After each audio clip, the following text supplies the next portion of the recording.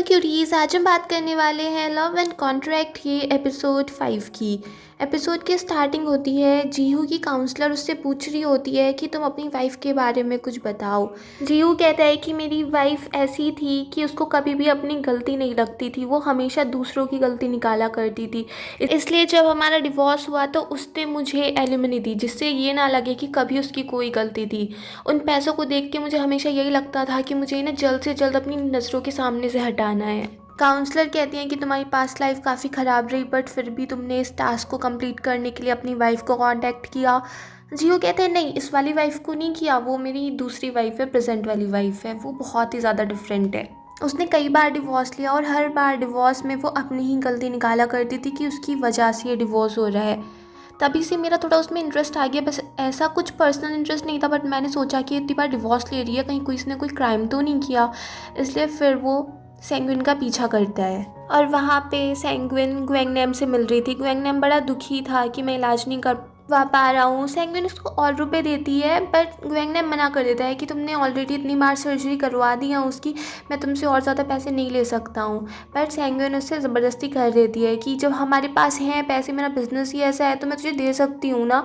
तो उसको पैसे दे रही थी, तो जिहो उसको देख लेता है कि बिज़नेस क्या चलाती है। तब उसको पता चलता है कि इसका एक बिज़नेस है सिंगल लाइफ हेल्पर का, और फिर उसने सेंगविन से कांटेक्ट किया था और वाइफ बनने वाली बात कही थी। काउंसलर कहती हैं कि इसका मतलब सेंगविन तुम्हें अच्छी लगती है, तुम उसकी तरफ अट्रैक्टेड हो। जियो कहता है नहीं, ऐसा कुछ नहीं है। काउंसलर कहती हैं कि हमारा दिमाग होता ही ऐसा है, हमें जब कोई चीज़ समझ में नहीं आती तो हम उसके कारण ढूंढने लगते हैं, फिर हम अपने दिमाग में कुछ चीज़ें ऐसी बना लेते हैं कि हाँ वो इस वजह से ऐसा हुआ होगा।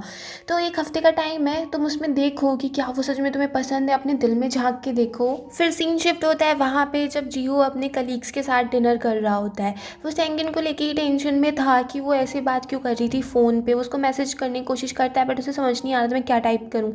फिर वो एक मैसेज भेज ही देता है कि नेक्स्ट डे मैं तुम्हारे लिए डिनर प्रिपेयर करूँगा।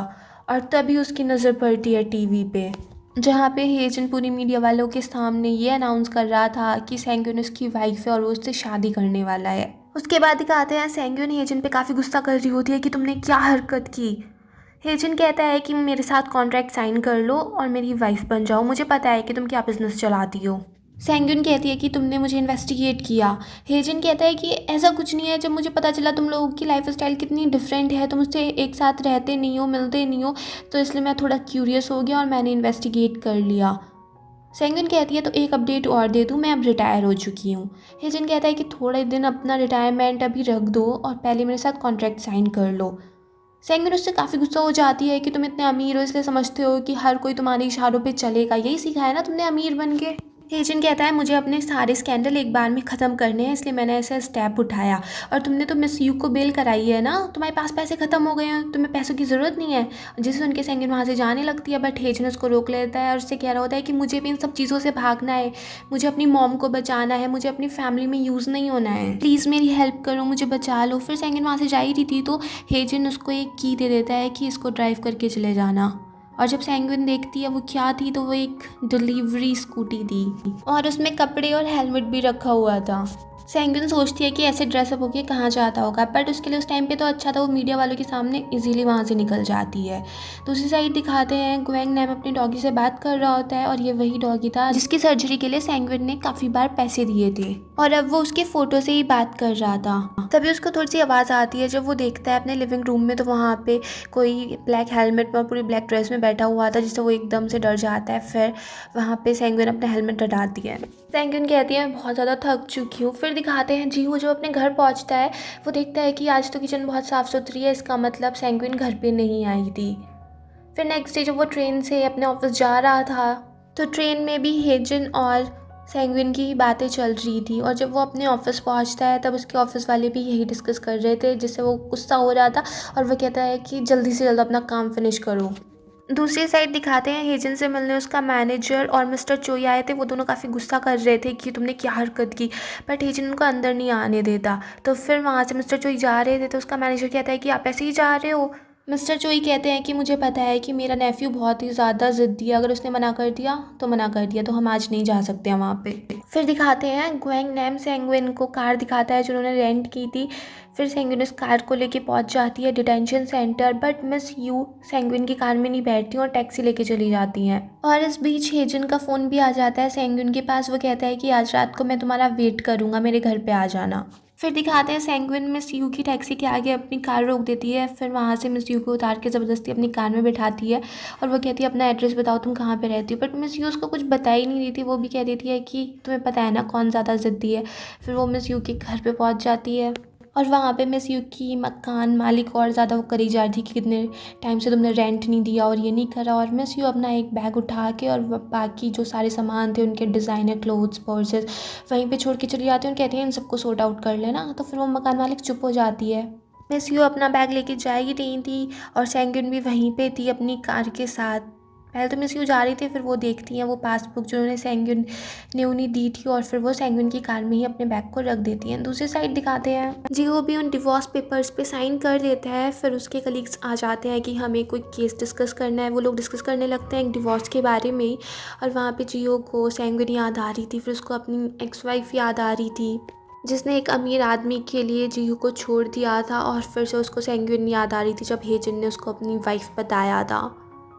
दूसरी साइड दिखाते हैं मिस यू जब सेंगुइन के घर पे पहुंचती हैं। वो कहती हैं तुम ऐसी जगह में रह रही हो। सेंगुइन कहती हैं उससे तो अच्छा ही है जहाँ से तुम अभी अपना सामान ला रही थी। वैसे तो वो जा ही रही थी। फिर वो ग्वेंग नैम को देख लेती हैं और एक अजीब सा मुँह बना लेती हैं। फिर ग्वेंग नैम वहाँ पे लंच सर्व करता है और वो बैठ जाता है सेंगुइन के साथ। मिस यू कहती हैं कि तुम अपने हाउसकीपर के साथ खाना खाती हो। ग्वेंग नैम भी कह देता है कि ये हमारे साथ नहीं रह सकती हैं इस घर में।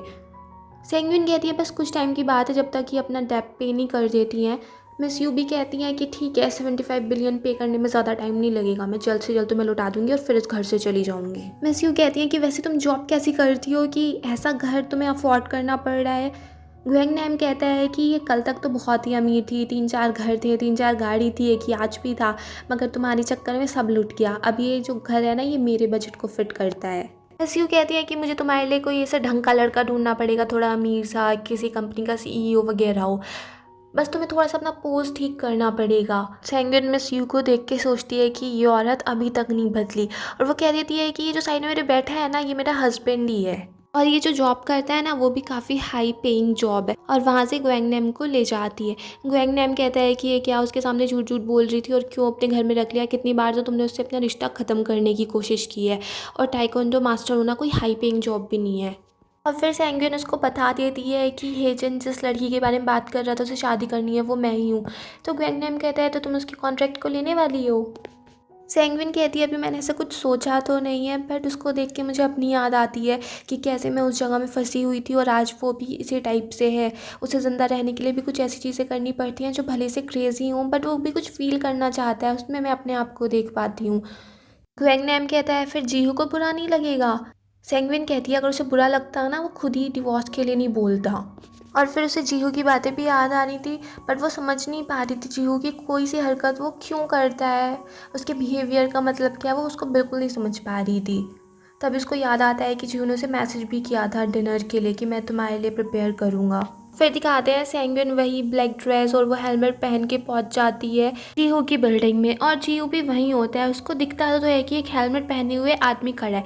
उसे लगता है शायद ये वही है जिसने सेंगुइन पे हमला किया था और सेंगुइन जीहू को देख के एकदम छुप गई थी कि जैसी चाहे मैं यहाँ से निकलूँ। फिर जीहू सेंगुइन को पकड़ ही लेता है। उसको तो लगा था कि ये कोई आदमी है तो उसके साथ फाइट करने लगता है। वो दोनों फाइट करने लगते हैं और इतने में ही जीहू उसका हेलमेट हटा के देखता है तो वो सेंगुइन थी उसको एकदम से छोड़ देता है कि मिस यू ना आप यहाँ पे कैसे, मुझे लगा कि शायद कोई आदमी होगा जो आप पे हमला कर रहा था और मैंने वो शादी वाली न्यूज़ देखी टीवी पे, मुझे लगा था आप रिटायरमेंट ले रही हैं बट अभी शायद आपने रिटायरमेंट लिया नहीं है। सेंगुइन कहती है कि हाँ उसी बारे में मुझे आपसे बात करनी है, आपको कुछ एक्सप्लेन करना है। बट जीहू कह देता है कि आज नहीं करते, आज के दिन तो हम बात नहीं करते हैं ना, हम वेडनेसडे को बात करेंगे। फिर दिखाते हैं सेंगुइन हेजन के अपार्टमेंट में पहुंच जाती है और अपनी वो ब्लैक ड्रेस उतार के ऐसे ही फेंक देती है। हेजन बड़े परेशान था कि अपने कपड़े कहीं भी ऐसे ही फेंकती रहती है। फिर सेंगुइन उससे कह देती है कि ठीक है हम कॉन्ट्रैक्ट साइन कर लेते हैं और उसे एक बहुत लंबी चौड़ी अमाउंट बता देती है कि इतना तुम्हें पे करना पड़ेगा, अगर तुम्हें ये अमाउंट अच्छी नहीं लग रही है तो हम इस कॉन्ट्रैक्ट को ख़त्म कर सकते हैं। पहले तो हेजन मना कर रहा था कि कुछ ज़्यादा ही हो रहा है, फिर वो साइन कर देता है। और जैसे जीहो के 3 दिन फिक्स थे, ऐसे ही हेजन अपने लिए भी 3 दिन फिक्स करा लेता है। दूसरी साइड दिखाते हैं, जीहो का एम्प्लॉयज़ को एक केस के बारे में बता रहा था। उसमें भी ऐसे ही था कि वो अपने बॉयफ्रेंड को एक डिलीवरी वाले के गेटअप में मिलती थी, तो उसको लगता है कि जैसे ही सेंगविन की बात कर रहा हो, तो वो उससे काफ़ी लड़ पड़ता है। थोड़ा गुस्से में उसे डांट देता है कि मुझे केस के बारे में अभी बात नहीं करनी है, और फिर वो सेंगविन के बारे में ही सोचे जा रहा था। फिर नेक्स्ट सीन में दिखाते हैं, सेंगविन और जीहो डिनर कर रहे होते हैं, और वहाँ पे सेंगविन उसको बता रही थी कि जैसे हमारा डिवोर्स फाइनल होने वाला है, उससे पहले मैं आपको बता दूं कि मैंने एक दूसरा कॉन्ट्रैक्ट साइन कर लिया है हेजन के साथ, और इस वजह से मुझे अभी रिटायरमेंट अपना होल्ड पे रखना पड़ा। जियो उससे कहता है कि तुम्हें ऐसे रहने के लिए कितने रुपए की ज़रूरत पड़ती है कि तुमने फिर से अपनी ये जॉब स्टार्ट कर दी। सेंगविन कहती है कि भले से इस टाइम मेरी कंडीशन इतनी अच्छी नहीं है, मुझे कुछ मनी के लिए ट्रबल है, बट हेजन के साथ मैंने कॉन्ट्रैक्ट इसलिए साइन नहीं किया। फिर जीहो सेंगविन की कुछ पुरानी बातें करने लगता है कि कैसे तुम कहती थी कि तुम अपना ड्रीम तभी अचीव कर पाओगी जब तुम रिटायरमेंट ले लोगी, और अब तुमने काम फिर से स्टार्ट कर दिया। क्यों ना हम ऐसा करें, अगर तुम्हें रुपयों की ज़्यादा ज़रूरत है तो जो तुम मुझे डिस्काउंट दे दी वो हम ख़त्म कर देते हैं, हम अपना कॉन्ट्रैक्ट कंटिन्यू रखते हैं। सेंगविन कहती है कि पहले हाँ मुझे लग रहा था कि अचानक से 5 साल बाद तुमने हमारा कॉन्ट्रैक्ट कैंसिल करने की बात की, डिवोर्स की बात की, और फिर तुमने अपने बॉस के सामने मुझे अपनी वाइफ की तरह इंट्रोड्यूस करा, और फिर तुमने उस आदमी को भी ढूंढने की कोशिश की जिसने मुझ पर हमला किया था। बट इस सब के बाद तुम मुझे ऐसे जज कर रहे थे, सिर्फ पैसों के लिए जज कर रहे थे। इतने सालों में तुम मुझे बिल्कुल भी नहीं जान पाए, तुमने पता नहीं मुझे क्या समझा और मैंने तुम्हें क्या समझा, तुम सबसे बेकार निकले। और फिर वहाँ से चली जाती है। सेंगविन अपने घर में बेचारी ऐसी पड़ी रहती है ना, उसे नींद आती है। ग्वेंग ने हम आके देखता है कि तुम्हारी हालत क्या हो गई है, तभी पता चलता है कि हेजन उसको मैसेज कर रहा है। तो वह हेजन से एक रेस्टोरेंट में मिलती है और कहती है कि जब तक अपनी उस कैट को तुम उस घर से नहीं निकालोगे ना, उस घर में जाऊँगी नहीं मैं। हेजन कहता है कि जब पहली बार उस कैट को मैंने देखा था, पता है उसका नाम मैंने जेमी क्यों रखा, क्योंकि वो बिल्कुल तुम्हारी तरह है, और अब मुझे पता चला कि तुम दोनों की पर्सनैलिटी भी बिल्कुल सेम है। सेंगविन कहती है कहीं मैं तुम्हारा फर्स्ट लव तो नहीं थी ना, इसलिए तुमने अपनी कैट के नाम मेरे नेम पे रखा। हाँ मुझे थोड़ा थोड़ा याद आ रहा है, तब एक स्कूल यूनिफॉर्म में एक लड़का खड़ा था और उस रेस्टोरेंट में सब लोग उनकी फ़ोटोज़ लिए जा रहे थे। फिर दिखाते हैं सेंगविन हेजन की गाड़ी एक जगह स्टॉप करा देती है और कहती है कि यहाँ पे मीडिया के लिए बहुत अच्छी प्लेस है, और वहीं पे अपनी कार सीट नीचे करके वो दोनों सो जाते हैं। और हेजन का टाइम तो सेंगविन को देख के निकल जाता है। फिर दिखाता है पूरी मीडिया में ये बात छा गई थी कि ये बात रियल है कि हेजन है उसकी गर्लफ्रेंड है, और नेक्स्ट डे जीहो के ऑफिस में भी उसके एम्प्लॉयज़ यही डिस्कस कर रहे थे। फिर दिखाते हैं रात को जीहो ने डिनर प्रिपेयर कर लिया था और वो वेट कर रहा था सेंगविन का। वो सोचता है कि आज हमारा लास्ट डे कॉन्ट्रैक्ट का, और आज से पहले वो कभी लेट नहीं हुई। आधा घंटा निकल जाता है, सेंगविन वहाँ पे आई नहीं थी, और जीहो के घर के बाहर सेंगविन खड़ी थी। वो हिम्मत नहीं जुटा पा रही थी डोरबेल बजाने की, वो बार बार कोशिश कर रही थी बट उससे हो नहीं पा रहा था। फिर वो वहाँ से चली जाती है, और तभी वहाँ पे जीहो भी गेट खोल के देखता है कि बाहर कोई है तो नहीं, बट तब तक तो सेंगविन वहाँ से चली गई थी। बेचारा जीहो इतना परेशान था अपनी फीलिंग्स को लेके कि वो काउंसलर का वेट कर रहा था उनसे बात करने के लिए। वो काउंसलर से पूछता है कि जब तक आपने मेंशन नहीं किया था कि वो मेरे लिए स्पेशल हो सकती है, तब तक मुझे कोई प्रॉब्लम नहीं थी, बट अब मेरे दिल में कुछ अजीब अजीब सा हो रहा है उसके लिए। वो कहता है कि प्लीज़ आप कोई एग्जाम्पल दोगे, मुझे कैसे पता चले कि वो मेरे लिए स्पेशल है। काउंसलर कहती है एग्जाम्पल के लिए तुम ऐसा मान सकते हो कि जब तुमने उसे कभी मैसेज किया हो और उसने रिप्लाई ना किया हो, तो तुम उसके लिए टेंशन में रहे हो, तुम्हें चिंता हो रही हो कि उसने मैसेज का रिप्लाई क्यों नहीं दिया। कोई उसके बारे में कुछ बुरा कहता है तो तुम्हें बहुत ज़्यादा बुरा लगता है, तुम्हें गुस्सा आता है। और सही बात तो ये है, जो तुम्हारा दिल फील करता है वो करो, अपने आप को मत रोको। फिर दिखाते हैं हेजन अपनी कैट से परेशान हो रहा था। वो उसके घर में उसे छोड़ना चाह रहा था, बट उसकी कैट जा नहीं रही थी। तो वो चाहता है जियो के पास कि प्लीज़ क्या आप मेरी कैट को उसके कैरियर में रख सकते हैं, बट जियो उसकी बात नहीं सुनता। फिर दिखाते हैं सेंगविन हेजन से मिलने आई थी, इस वजह से वो कैट को बंद करना चाह रहा था। तो फिर उसने अपने मैनेजर वगैरह की हेल्प से जैसे तैसे करके उस कैट को बंद कर ही दिया था। फिर वो हेजन के साथ डिनर करती है और कोई उनके बाहर से पिक्स भी ले रहा था, तो वो हेजन को बताती है कि भले से हमारे फेस नहीं दिखे, बट लोगों को लगना चाहिए कि हम साथ में हैं, इसलिए मैंने थोड़े हल्के पर्दे लगा दिए हैं। और फिर वहाँ से वो जा ही रही थी तो कुछ लोग उसकी गाड़ी का पीछा करने वाले थे, और जीहू ये देख लेता है और फिर उनकी गाड़ी के सामने अपनी गाड़ी आके रोक देता है। वो भी निकल के आते हैं कि तुमने हमारा रास्ता कैसे रोका। वो कहता है कि तुम उसका पीछा क्यों कर रहे थे, मैं हेजन का नेबर हूँ और वो औरत मेरी वाइफ थी जिसका तुम पीछा करने वाले थे, और फिर से कभी उसका पीछा किया ना तो तुम्हारी वो हालत करूँगा कि तुम सोच भी नहीं सकते।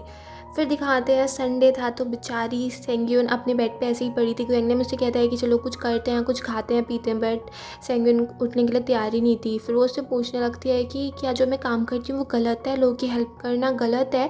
तो ग्वेंगनम कहता है चलो उठो तैयार होते हैं, उस आदमी को मार के आते हैं जिसने ये सारी बातें कही हैं, उसका मुंह फोड़ के आते हैं। बट सेंग्यून मना कर देती है, मुझे कहीं नहीं जाना, और बेड पे ही पड़ जाती है। फिर वो सोचती है मैं ऐसे अपना संडे नहीं ख़राब कर सकती हूँ, मुझे कुछ करना होगा।